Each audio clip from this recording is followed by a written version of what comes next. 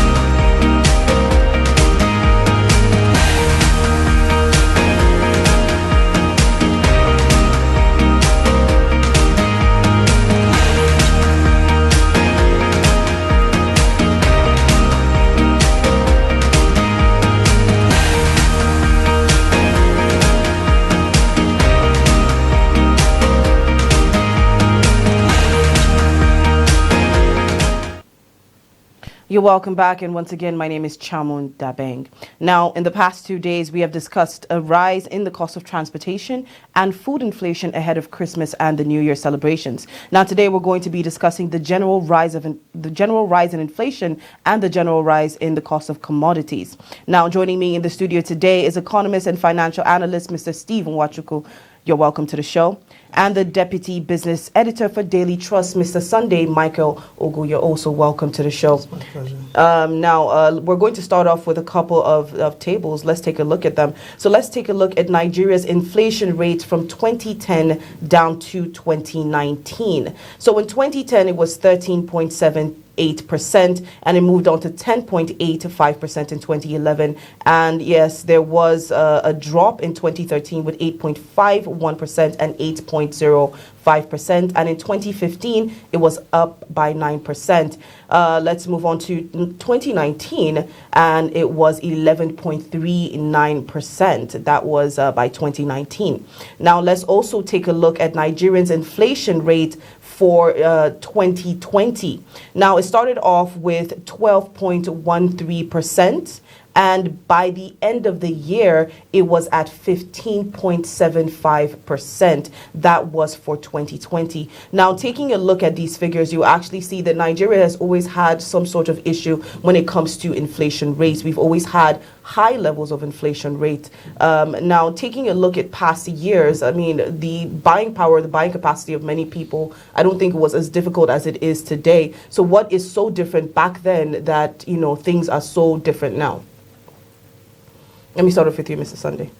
Okay, quite a number of things. You would not forget that we have gone through two recession cycles. Yes.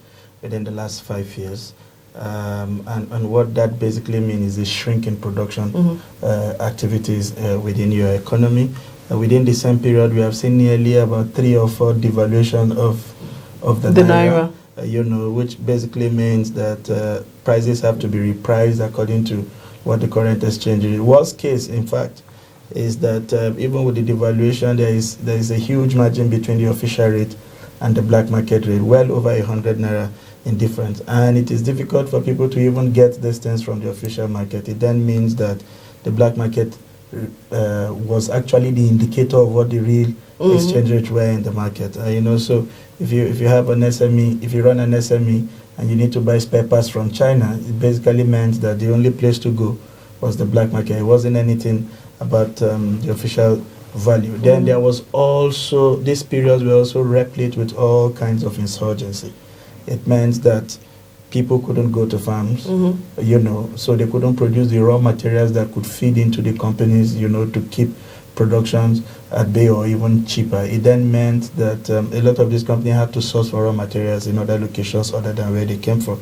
And that also accounted for why even food inflation became skyrocketed. Because on the one hand, within the period, we had to shut our borders for nearly 2 years, so some things were not coming in, with the hope that we'll be able to ramp up local productions. But we were shutting down borders and the terrorists were taking over territories So a bag of rice naturally went from 8,000 to 25,000 naira today. Sometimes it was even 35 at some point, So a number of factors were responsible, and up to this moment, those factors have not completely disappeared, So and that can explain why we have seen the kind of spikes that we've seen. All right, Mr. Steve. Thank you. I think let's take it further from what he said. He have actually laid down those factors that actually have so persistent have resulted in consistency in the inflation rate. But in the last 7 consecutive period of time, we've found out that Nigerian Bureau of Statistics have dished out inflation rate or data that reflects that is a drop. At present is about 15.99%, from as high as the food got to 22. Actually.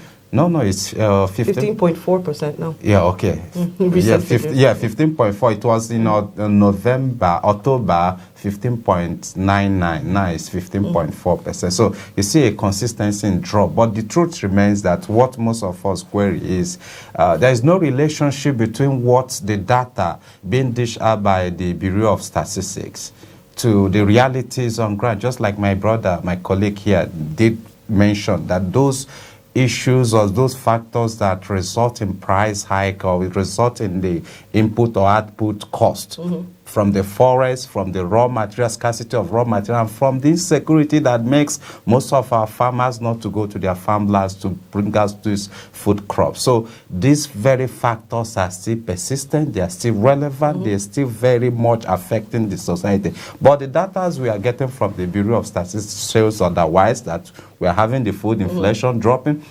At present is about 20.75 from as high as 23 or 24% it got in I think even 7 months. 20% is Yes, still quite it's high. still quite high. So the realities, like he said, is still there. We'll still have our farmers not accessing their ancestral homes or their farmlands to make out this crop. Most of this crop that we mentioned, the yam, the beans, the grains, all of them are still very in their high size. But the statistics or the data coming from the Bureau of Statistics saying otherwise. We continue to urge the government or the physical part of it to do all it required. From the monetary part of it to see a stable exchange rate. He did mention the disparity between the official markets and the parallel market is over 120 or 140. This is 410 or 413 or 414, and this is 570 something. So you can see the disparity, and this is the most readily available when you're talking about accessibility of forests to bring raw materials to finish most of those in our factories or in our industry. So you find out that the very one that is very much accessible is the forest, the one you get from the malams, the ones you get from the parallel market, that which is CBN supposed to give to the small and medium enterprises or big businesses and the rest. They hardly can access it. So if they can deal with the issue of the disparity, close it or make availability of these dollars to those who actually require it for the import of raw materials and other finished goods, and tackle the issues of insecurity so that our farmers will return to their ancestral homes and make these crops available. The only thing I know for sure that continues to drive price of equities or price of items is the force of demand and supply. Where there is scarcity, where there is a shortfall in supply, price goes up. That's exactly what is going on. If there is sufficient supply to the system, just like we have the price of bag of rice going on, it's because there is scarcity. We close our border, we shut down, we deny forests for those who are importing foreign rice. That's why you saw the price move from that 8,000 to as high as 30,000 or even above 30,000 to a point now it's down to like 25 or 28,000, depending the variety you wanted. So if you can make adequate supply to the system from these food crops, make adequate supply by making sure that farmers, you mechanize the areas that you need to mechanize so that you have more production to the system. It will force these prices down.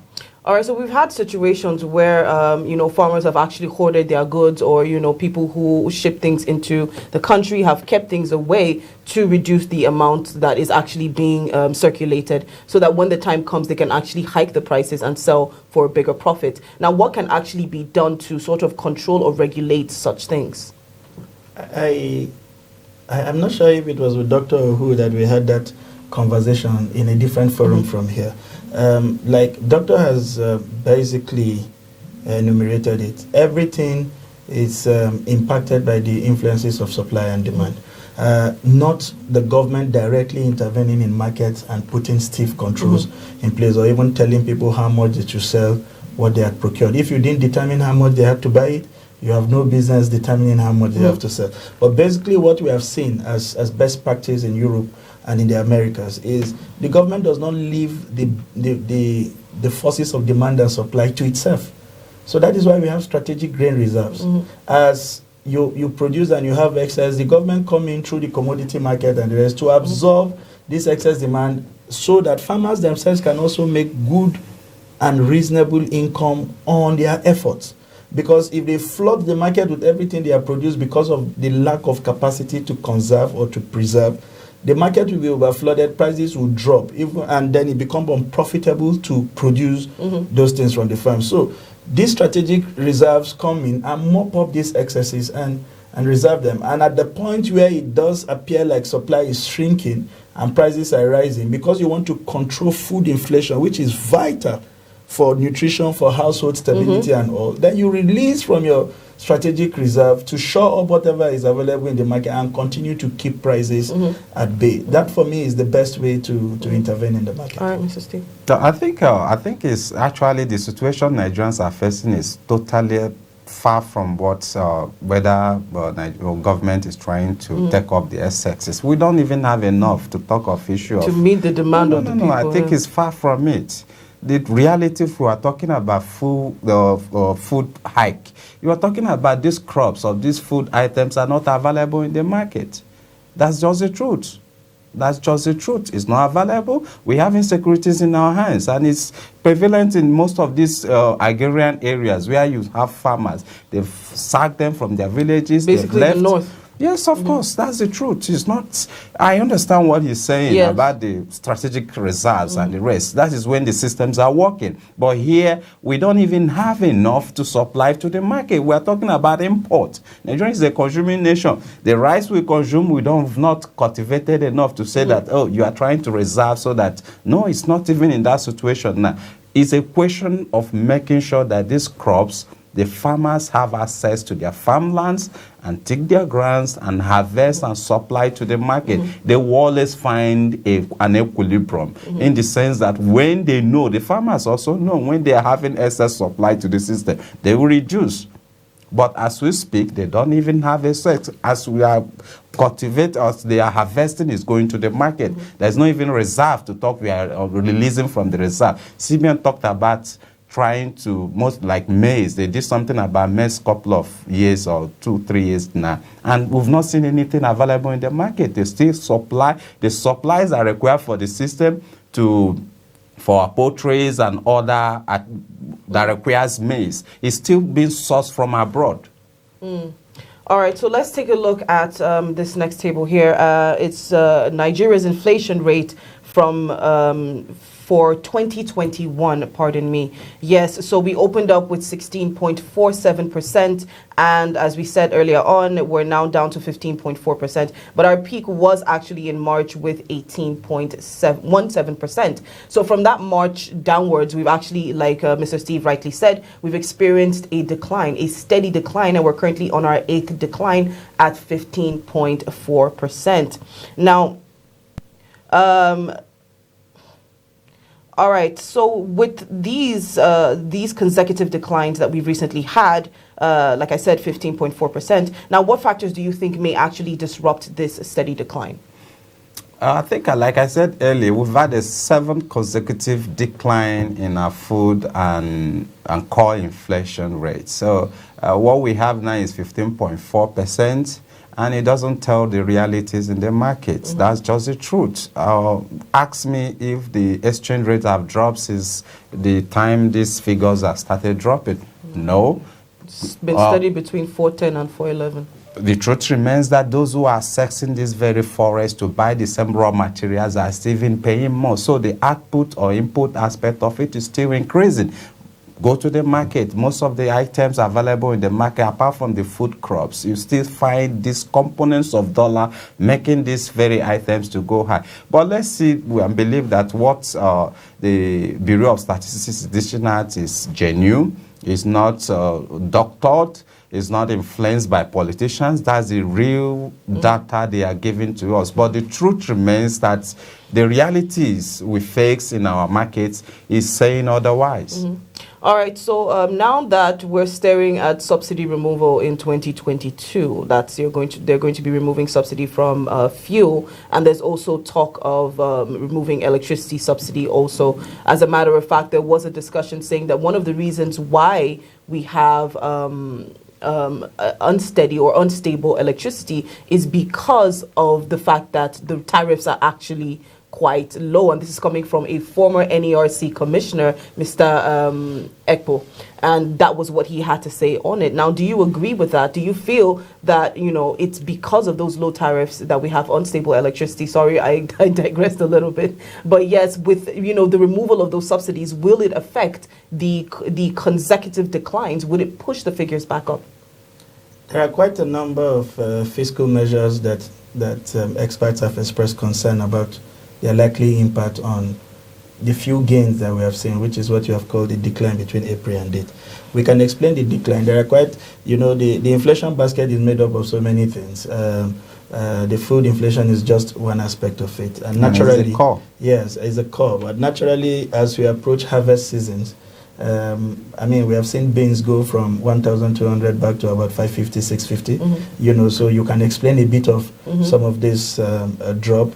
Some of those perishable goods have become available again for the short periods that they would be, and so maybe that availability has helped to bring things down. But yeah, there is a palpable fear, and these fears are reasonable, that we may be seeing spikes again, because when you remove the so-called subsidy, because still a problem how these subsidies are applied anyway, and the prices skyrocket to what we have been hearing, the speculations around 284, 300 naira per liter, it naturally impacts on the cost of transportation, the cost of moving people from, and all of those who are involved in this, the value chain of the economy, would naturally pass the bulk of these prices to the final consumer. You know, so that you can see very readily how this would impact on anyone. If you increase the electricity tariff for the near absence of the electricity that we are already seeing, you are also impacting on the disposable income of households. What the household will do is to become ingenious about how they are going to make up for the gap. So the landlord wakes up and says, okay, whatever you pay for rent can no longer sustain me. He has to jack his own, because he will pass the buck to whoever he offers any kind of service for. And so this has a spiraling effect, and we are moving into an election year. More importantly, in this case, it's not removing prices, it is now having so much money in circulation, chasing very few items, and naturally, because of that, it has its own peculiar impact on inflation. So both the fiscal and the monetary authorities will have their hands full, because on the one side, myself and my brother would agree that what we truly have is not market reflective. The exchange rate has moved severally, and those prices have remained where they were, even though in the agreements that brought these discos and gencos together, they have a multi-year tariff system that explains how prices are supposed to go. But because any other increment on the average Nigerian today would practically suffocate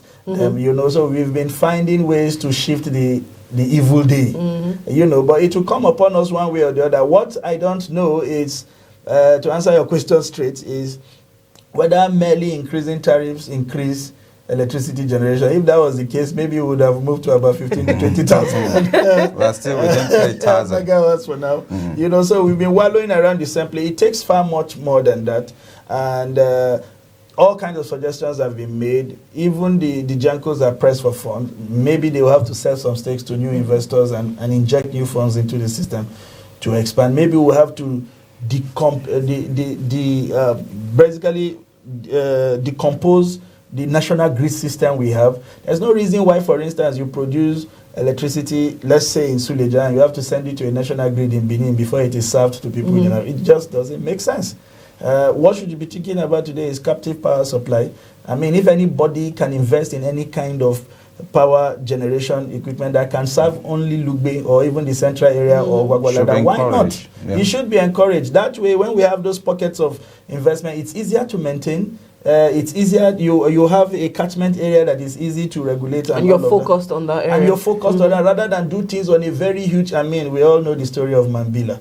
To do things on a very huge scale, at the end of the day, it becomes tiring for everybody, and accountability also becomes a problem. All right, Mr. Steve. Yeah, I think let me take it from where my brother have actually explained most aspect of these issues, and like he said, the physical and the monetary segments of our system has a lot to choose come 2022 with the implication of removal of fuel subsidy and application of also increasing the tariff in our electricity. So it's a lot. It's a lot. Just like he used the word, are we still continue to postpone? Are we still going to postpone the evil day? The answer remains that no. Let's find so basically a middle it's ground. inevitable. Inevitable in the sense that current realities, you find out that yes, the only thing I cannot explain is if tariffs are increased, are we going to have additional electricity supply to the system? I don't think that has happened. But the argument here is the current electricity tariff regime sustainable for most of these gencos or gencos? I think it's not, considering the exchange rate where we've consistently moved it. And the argument has always been also, what are the components of this very electricity generation that Nigerian government needs to intervene? Last angle I'm talking about, the backward integration policy or backward integration program should be applying this. Most of these turbines are using gas. So, and we have a sex of this very gas available here. You don't have to allow these gencos to be buying this gas with international monetary or international price. The gases are so. You can substitute it in this regard and sell gas at a competitive price to them, so that the price, you don't need to hack the price of electricity for Nigeria because you have gas here. Most of these turbines we have use gas to generate electricity. So why would you be forcing gencos to be pricing the gas? That's the same thing we're having with the gas we use in our homes now. Government say, our hand is deregulated, we don't have. But you are producing it and selling it abroad. Why Nigerians are suffering, buying it at a exorbitant price? Because 80 to 70% of what we use are even imported. Huge of them that LNG sends outside abroad and makes billions and pay you dividends. So there should be kind of a convergence of this policy in the sense that you will benefit Nigeria. Yes, you have to earn dollars. LNG has to export so that they can earn dollars for Nigeria. Yes, you have to sell gas at a very good rate to Genco so that they can generate electricity. You also have to put the consideration of the current tariff, the prices we are buying. Look at, you are selling gas to the abroad and Nigerians are paying huge. As it stands now, 12.5 kg of gas is sold at about over 8,000 naira. It's 9,600. So what does it profit you? You are actually giving them rooms. Anything can be sold because we're a consuming nation. So you should look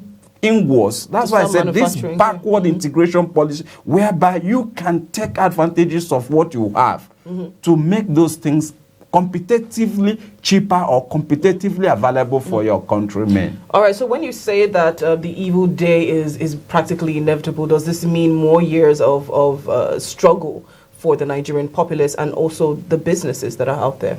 What happens to them? Well, I think it's more of the government has to come around and find a way around it, not just like postponing it to afraid. No, fine. Look at available, just like I mentioned, this backward integration policy. We are talking about removal of fuel subsidy. How about our refineries? Why don't you sit down and think about it? What can we do about our refineries so that we can produce? We should not be compelled. Nigerians should not be compelled to be buying what someone is buying in Texas or someone is buying in UK or someone is buying in Japan. It should be the Nigerian prices. Of course, we have this raw material, just like we're talking about electricity tariff. Also, we have a sufficient, abundant gas that in the next 70 years we will have sufficient supply to the system. So why should we be using international price to force Nigerians to buy? That's the angle. Looking worse, you have refineries. look inwards, see how you can put them in use. Even if you don't, refine 70 or 100% of what Nigerians, look at least 50%. It will show up whatever deficit we are having, then you can import the remaining to the system. So that is the only way. The government has to come in and find a way around these issues. Yeah. All right, so let's hear from Mr. Steve real quick before we, Mr. Sunday, before we round up. And yeah, basically, he has said it all. So that is why you exist as a government, is to balance your need to earn foreign exchange to support your operations, and also to continue. The government has the overall objective to keep prices moderate. Yes. Because everything you do, your major goal is to impact positively on the household. Your policies will be nothing if the household is not improved, if the standard of living of the household is not better.